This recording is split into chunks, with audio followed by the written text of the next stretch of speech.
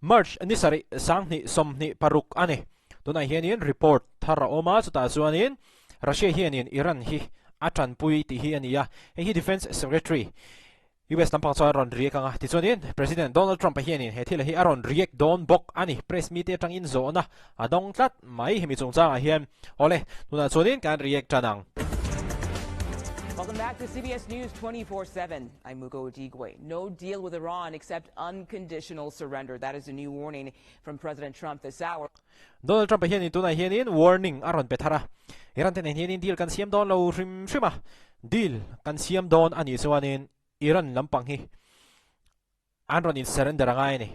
Akan jome anti phat lo zonin engma deal kan siam pui don lo ani ti hianin Donald Trump hi aron chungchhuak ani. And that message comes as Israel announces a new phase in the joint war, heavily bombing Tehran and Lebanon overnight. And Israel lampang po hianin face taron puanga hemi face tara hi chuanin Israel lampang hianin Lebanon le Iran te hi rualin an bom na sa ani. Iran, for its part, continues to hit back with missile and drone fire across the Persian. Video masalama po kan ron react to Iran hi tlom du mai big lawani rinai na dai rei ang rengkhop mai rampan inan han beiron na niya at hey ang angin missile drone mangin Israel tehi ka vengar mai ani.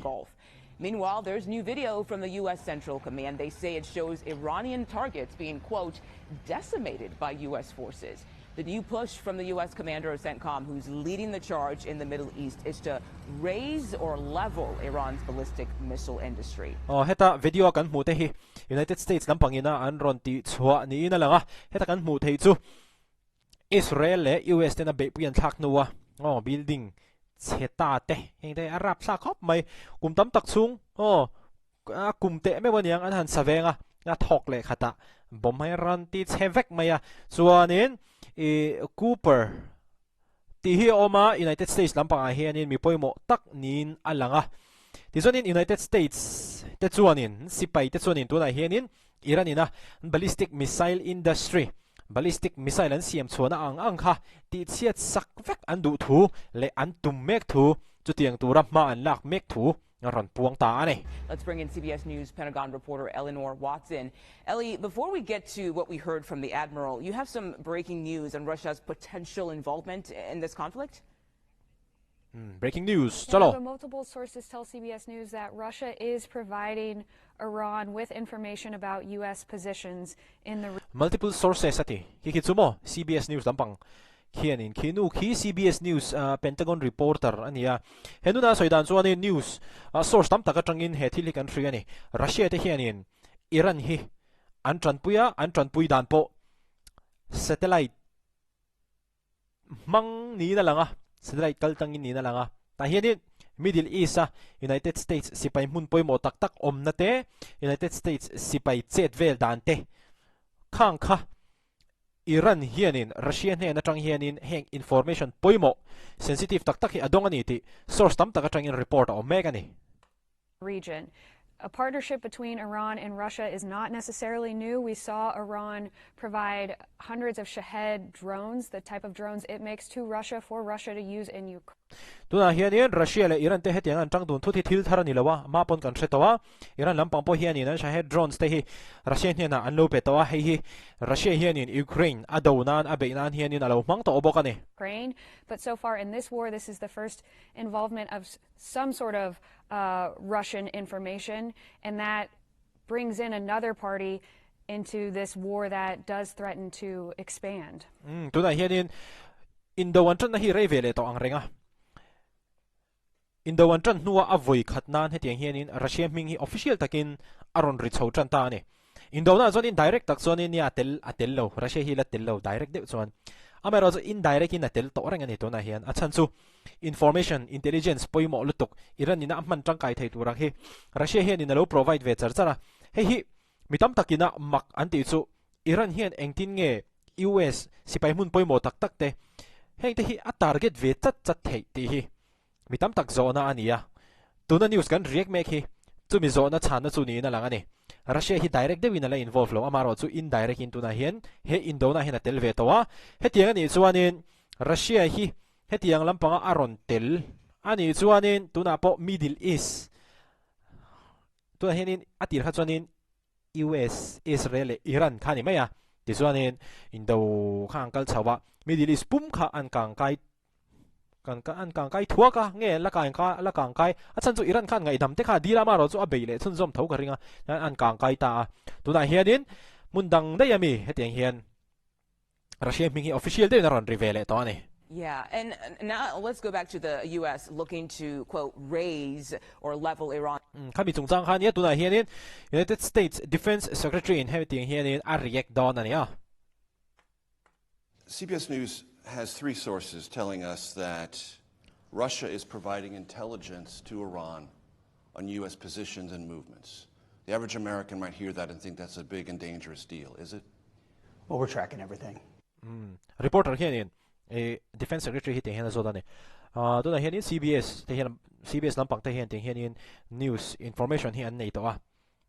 Hei America ram mi pui tam tak mi pangai tan chuanin hetiang information han threat hi til rap thak tak ang ani ta hian ngai dan te zo hanin zo na zo ta chuanin Defense Secretary hianin kini chuanin kan track engim kan track vek ti mi mai ni. Our commanders are aware of everything. We have the best intelligence in the world.